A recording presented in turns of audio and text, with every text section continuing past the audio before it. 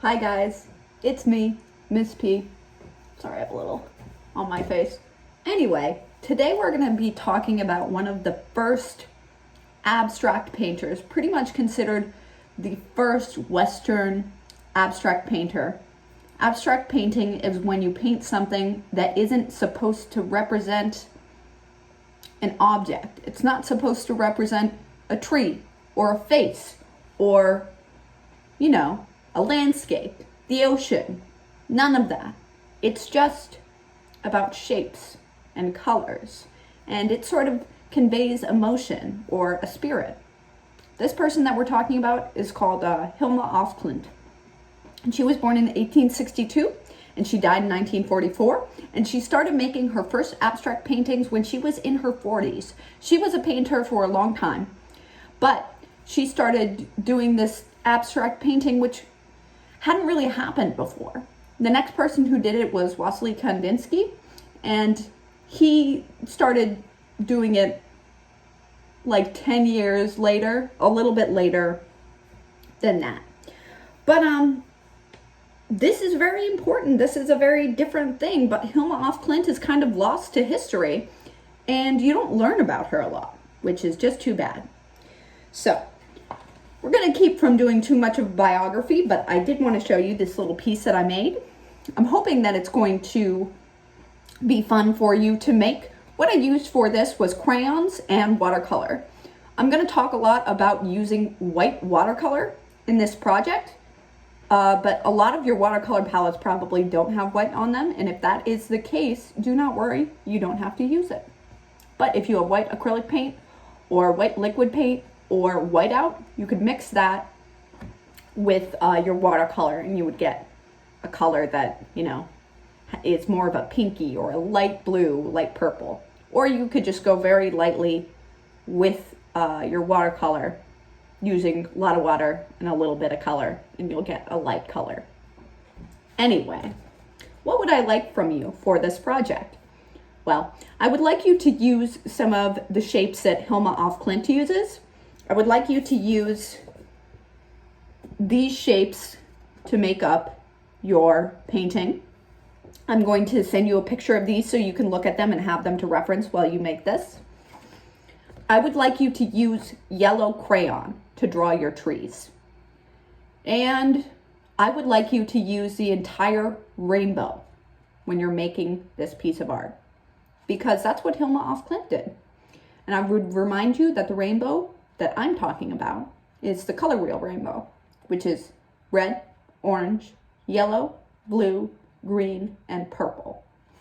I use a little bit of black in here too, and you can use that as well. And then of course the white. But that's pretty much it. Let's get started. All right, guys, I started by taking a yellow crayon and doing lines upward. These lines are pretty straight. They don't have to be perfectly straight because we're making an organic shape, a shape from nature, which is a tree. So these lines are pretty simple. I'm using these because I noticed Hilma af Klint uses a lot of yellow lines. And as you all know, we can make that yellow shine through when we use watercolor because our watercolor won't want to stick to that yellow. So I'm just doing some basic lines with the trees. I'm going up to the top and I'm adding some branches by letting those sort of outside turns that I do with my crayon, making them into branches and doing the tree part at the top with two straight lines at the top, if that makes sense. So now I have my basic trees, and I think I'm going to go in and add some sort of designs that Hilma af Klint does with her work. So she does these sort of teardrop shapes. They almost look like asteroids or comets or something like that. I'm going to turn down the exposure so you guys can see a little bit better. Oh, that's so much better. Okay, some circles. There are lots of circles in her artwork. And then I'm going to grab some other crayons because even though this drawing is now made mostly up of yellow lines, I want to add some other primary colors in there. And the primary colors, as you know, are yellow and blue and red. So I'm going to do a bunch of different circles in yellow and blue and red. and the circles will overlap, stuff like that. It's all very simple designs. You have a lot of swirling lines and circles and just sort of flowery sort of shapes. And these always make me really happy, and I like them a lot. So that's why we're doing them. You can see here that I'm doing a flower of sorts with 4 leaves, and 2 of them are one color, and 2 of them are the other color, the petals I mean. And I think that you could definitely do that, and it's gonna look like Hilma af Klint's paintings, which is so cool because her paintings are so beautiful. This is what I was talking about with the swirls that go across her paper. You'll notice that in her paintings, sometimes these make up like a W shape, but sometimes they're just twists and turns and swirls. So I'm just putting these at the bottom of my painting because Hilma af Klint's paintings are abstract. They don't really represent anything, but I thought trees would be good because we could add these flowers and shapes and still make it really cool and beautiful, but if you look closely, you can still tell they're trees, even though trees are not the most important part of this. So I'm adding some little leaves here. You might remember this sort of leaf from our fall leaves project long ago. I'm also adding some rainbow shapes, and I was hoping you all would enjoy this project because usually you guys seem to enjoy doing rainbows, and rainbows are also a big thing in Hilma af Klint's artwork. So I added some rainbows in there. Next, I'm going to go in and add some swirls, some just spirals, I would call them. And these kind of look similar to the rainbows that we're doing. You can see I do one right here. And I know I said primary colors. I'm using some orange, like reddish orange. I think it works. Primary colors are good for this. You can't really go wrong with them. So if you're not sure which colors, you can do that. I want you to take a look at the shape that I'm making. I'm sort of making a U shape, an upside down U, and then filling it with 3 circles. 3 is kind of a magic number in art, and so with those 3 circles together, it'll look really nice. More swirly flower sort of shapes, you could do that. Nothing here has to be perfect, and that's why I'm so excited to see these from you guys. I'm just sort of breaking up these shapes by having lines crisscross over them, and it looks really fun and whimsical, if you ask me.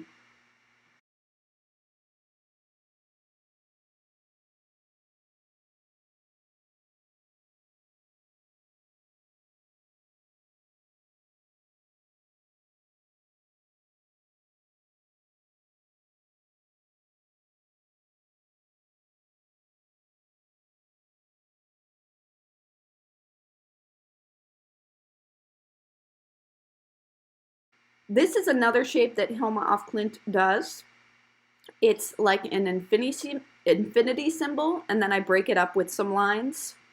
I think I'll make a sort of chart for you guys to see all the different shapes that Hilma af Klint makes in her artwork. A lot of flowery shapes, a lot of circles and lines that come together and make shapes. So I'm coloring a few of these little shapes in, little teardrop sort of shapes or little flower sort of shapes, and that'll make it all look really nice. I'm doing another one of these sort of meteor shapes, or you could call it teardrop shapes. You could even call it paisley. All right, so my paper is really starting to fill up. I think I'm gonna go grab my watercolor.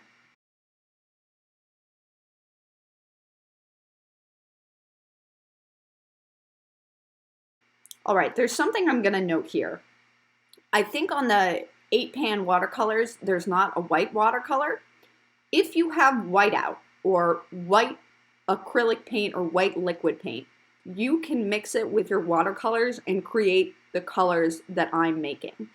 I like when watercolor palettes have white on them, but a lot of the kid watercolor palettes do not have white on them. You do not have to use white watercolor for this. It's not essential at all, but I am going to use it in this piece. Like I said, you could use other white paint. Doesn't matter if it's watercolor paint, if it's just, Crayola liquid paint, and you mix it with the watercolors, you'll get these sort of colors that I am doing right here. But I really want to state, you do not need to use white watercolor here.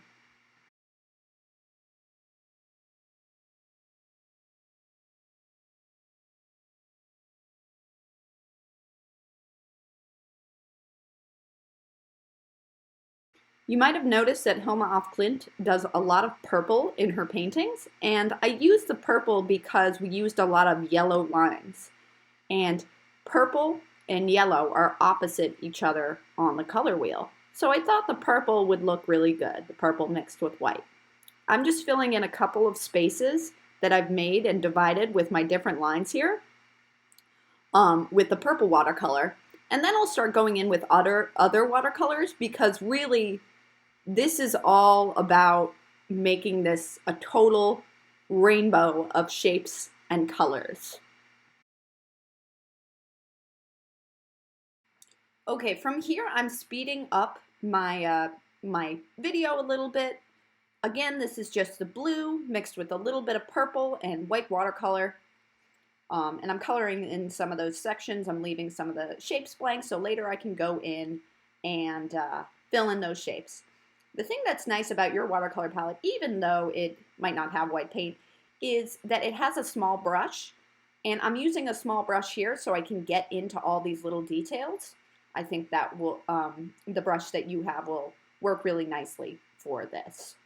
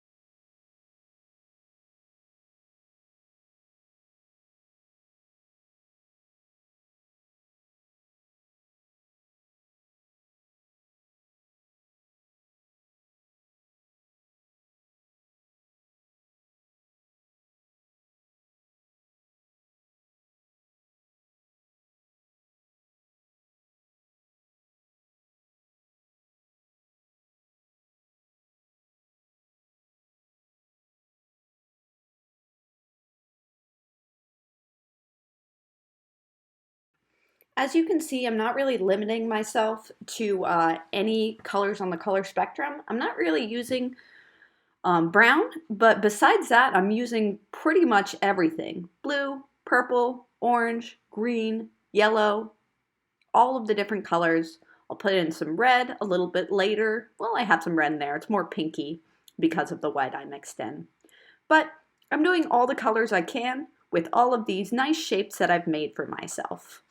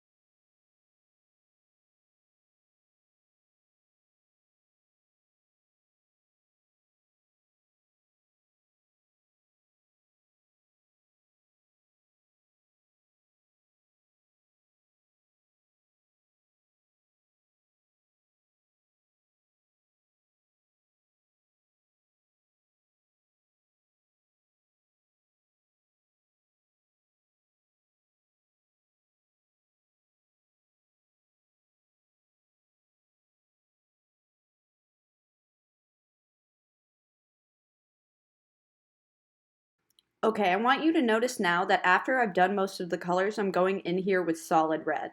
This is because I feel like the solid red is a totally different color from the pink that I put in there earlier. And even though most of my colors here are pastel, I want some colors that aren't mixed with white to really give this painting some oomph. Like the white colors mixed in just give you a whole new set of colors. And so I can make use of these colors that aren't mixed with white. Here's the orange without really mixing it with white.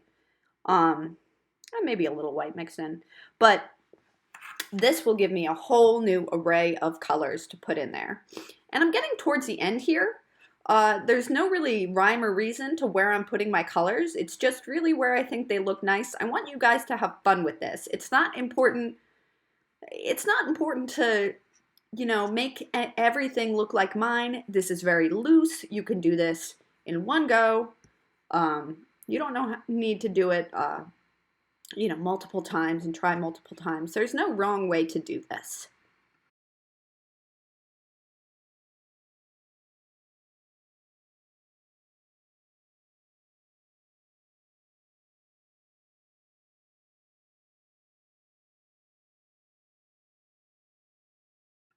Okay, I'm getting towards the end here, and I'm feeling really pleased with how my piece is looking overall. My final effect is that I'm going to take my black watercolor and go ahead and add some black to really give this a tiny bit of contrast. So just some small spaces I'm going in and I'm putting some black in there. But I think that'll be my final touch. I'm coloring in that part black, yeah. Oh, well, that looks nice. And I'm really happy with actually how this came out. I think it looks really cool. And I really hope that you guys enjoy this piece. Thanks. Bye.